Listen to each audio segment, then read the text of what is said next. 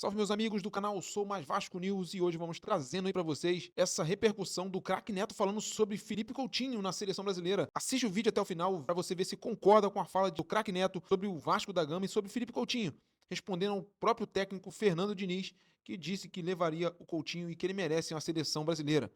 Já deixando os créditos para a Rádio Craque Neto e também para o canal Atenção Vascaíno, que tem muita novidade importante que o Flávio Dias trouxe. Eu conto muito com a sua colaboração. Valeu, tamo junto, fui! Futebol brasileiro é isso aí que vocês estão vendo. Felipe Coutinho ir para a Copa do Mundo.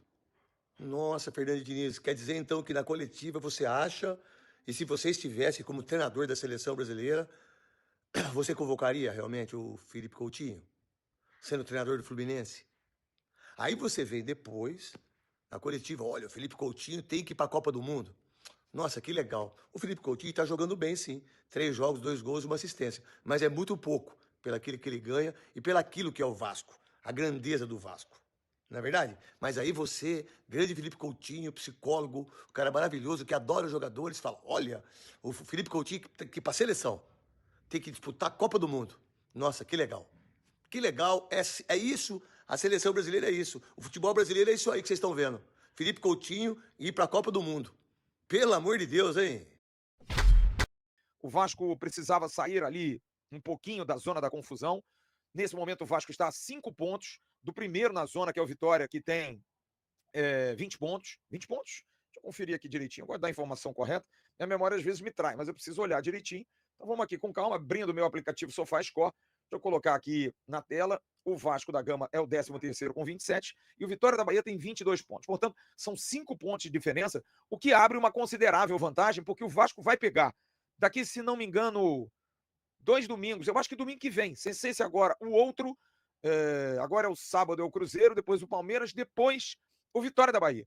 Então o Vasco vai jogar contra o Vitória e pode abrir aí uma vantagem grande e deixar o Vitória para trás e sepultar esse tipo de problema. Mas é claro, precisa continuar jogando e conquistando pontos. Não dá para se enterrar de novo com derrotas, com partidas ruins.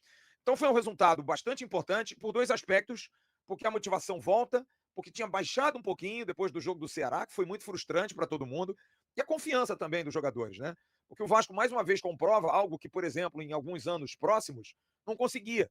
Esse time do Fernando Diniz tem uma característica, que é uma característica que assusta também, é duro para nós, mas o Vasco sai atrás e consegue ter equilíbrio emocional para virar o jogo, como foi ontem.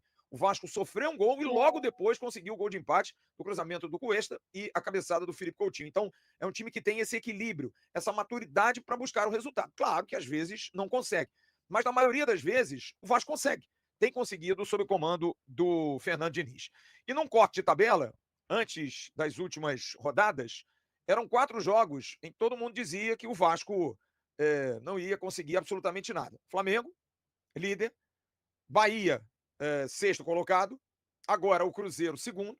E na próxima quarta-feira, o Palmeiras, terceiro colocado, semifinalista da Copa Libertadores da América. Pois bem, o Vasco está invicto.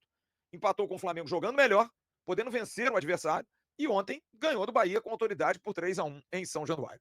Cruzeiro e Palmeiras são agora os desafios de um Vasco que tem um número bastante animador. Aliás, vou botar uma foto do jogo de ontem, que é sempre muito legal a gente recordar a grande atuação, principalmente de Felipe Coutinho, que foi eleito aqui pelos membros do canal, por nós e pela grande maioria da mídia, o craque do jogo. E a gente vai falar já já do Felipe Coutinho.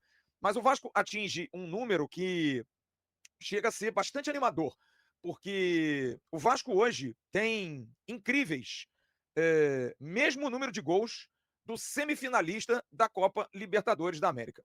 É incrível.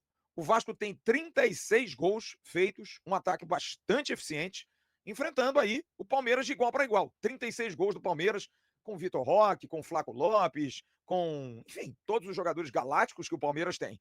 E o Vasco está a 3 gols do Cruzeiro, nosso adversário. O Cruzeiro tem 39 gols marcados. É um time que pegou no breu, mas tem apenas 3 gols a mais que o Vasco. E também é importante que a gente fale, há uma estatística bastante interessante e eu diria que surpreendente para nós vascaínos, que é essa, trazida pela R10 Score, de que o Vasco é o primeiro no Brasileirão 2025, sob o comando de Fernando Diniz, em número de finalizações. Vocês conseguem acreditar nisso? Dá para cair a ficha? Hoje eu li essa informação e fiquei pensando assim, gente, Será que é isso mesmo? O Vasco é o primeiro time no Campeonato Brasileiro, o 13º colocado, é o primeiro em finalizações. São 235 finalizações. E não para aí. É o segundo em gols marcados, tem 29 gols marcados. O segundo em finalizações no gol, 86. E o terceiro em chances criadas, 170 chances. É realmente um número bastante animador e que, de alguma forma, credencia o Vasco a acreditar. Porque se a gente for colocar num corte do Rio de Janeiro, também uma outra estatística levantada pelo aplicativo R10 Score, o Vasco tem o melhor ataque do Rio de Janeiro.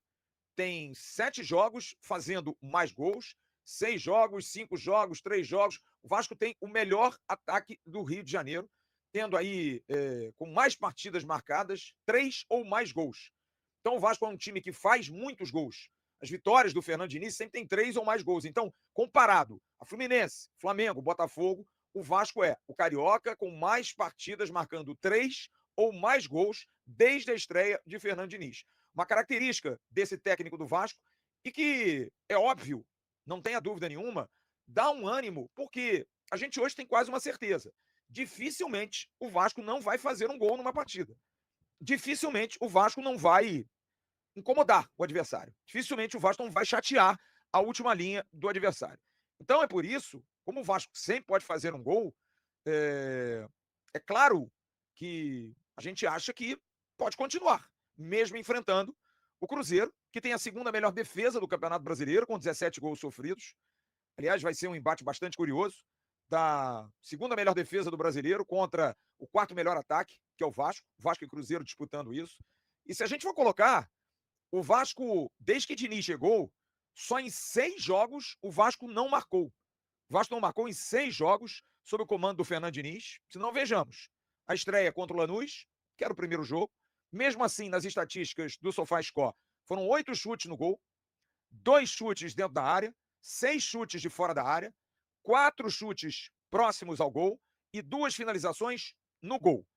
Um outro jogo que o Vasco não fez gol foi contra o Juventude, mas chutou 14 vezes no gol, sendo 5 de dentro da área, 9 de fora da área, 8 chutes próximos ao gol e 2 finalizações no gol. Um outro jogo contra o Independente Del Valle, o 4-0 lá, diante daquelas circunstâncias. Mesmo assim, enquanto teve gente, o Vasco chutou 5 vezes ao gol. A derrota para o Botafogo depois da volta do Mundial por 2-0, o Vasco deu 11 chutes no gol. Contra o CSA, o primeiro jogo lá em Alagoas, 0-0, o Vasco deu 21 chutes no gol, sendo 14 de dentro da grande área. E contra o Bragantino, que foi realmente um massacre em relação a chutes e oportunidades. Foram 20 chutes no gol, mais 15 de dentro da área, 5 de fora da área, 8 chutes próximos à área e 4 finalizações no gol. Mas no final o Bragantino venceu por 2-0. Esses 6 jogos foram os únicos jogos em que o Vasco não fez gol. Mas pelos números, pela estatística, o Vasco tem esse costume de finalizar, de tentar. Não é um time que fique prostrado lá atrás, não é um time que proponha, e é uma característica do Fernando Diniz. Aliás, a defesa deve receber reforços. O primeiro deles deve ser Robert Renan, que deve ser liberado amanhã e pode ir para o jogo, apesar de ainda não estar totalmente descartada a possibilidade de manutenção do Lucas Freitas ou mesmo o Lucas Oliveira ganhar a posição. Não seria nenhuma surpresa se o Robert Renan, que ficou a semana toda sem treinar, fosse para o banco e o técnico Fernando Diniz, que não gosta de queimar jogador, talvez dê uma nova oportunidade ao Lucas Freitas, ou então coloque o Lucas Oliveira, que aí seria ex-jogador jogando de novo, ele que saiu do Cruzeiro, para jogar sábado contra o Cruzeiro. É claro que é um jogo em que vamos enfrentar, por exemplo, o Caio Jorge, que é um centroavante perigosíssimo, mas Fernando Diniz confia e tem que confiar no sistema defensivo que tem. É o que tem, não dá para brigar contra a realidade, são os zagueiros. O Maurício Lemos é um zagueiro que o Vasco não usa, que não está utilizando. Hoje o Vasco tem os 2 Lucas, o Freitas e o Oliveira, tem o Robert Renan e o Cuesta. São 4 zagueiros. E vai com eles, pelo que parece, até o final, porque o Hugo Moura pode ser improvisado. O Hugo Moura ontem, inclusive, jogou de quarto zagueiro boa parte do jogo. Foi quando O Bahia perdeu o Jean Lucas expulso, o Diniz tirou o Lucas Freitas, passou o Hugo Moura para a zaga e colocou o David lá na frente. Fez uma mudança radical no time apenas com um recuo de um volante. Então, são esses os zagueiros que o Vasco tem. Então, existem essas dúvidas na zaga, porque você tem o Robert Renan voltando mais uma semana com o processo de protocolo de concussão, a pancada que ele tomou no jogo do Flamengo. Será que voltaria como titular absoluto depois de uma semana parado, sem nenhuma atividade? É uma dúvida. O Lucas Freitas foi mal ontem, foi inclusive substituído. E o Lucas Oliveira entrou pelo lado esquerdo na partida com o Flamengo, entrou de novo ontem, não comprometeu, aliás, contra o Flamengo fez uma partida muito boa. Então essa é uma dúvida. Qual seria o companheiro do Cuesta na zaga? Uma outra novidade que o Vasco pode ter, e essa foto é de hoje, é Tietê. Tietê já está treinando com o grupo, já apareceu hoje no campo treinando com os demais companheiros. E aí é uma dor de cabeça boa, porque o Tietê voltaria como titular. Tietê está parado já há pelo menos aí uma semana e meia. Barros e Hugo Moura estão jogando, cara. E estão jogando bem. Como é que vai ser? Será que o Tietê pode voltar na meia junto com o Barros e o Hugo Moura voltar para a zaga? Se o Robert Renan não começar o jogo de sábado?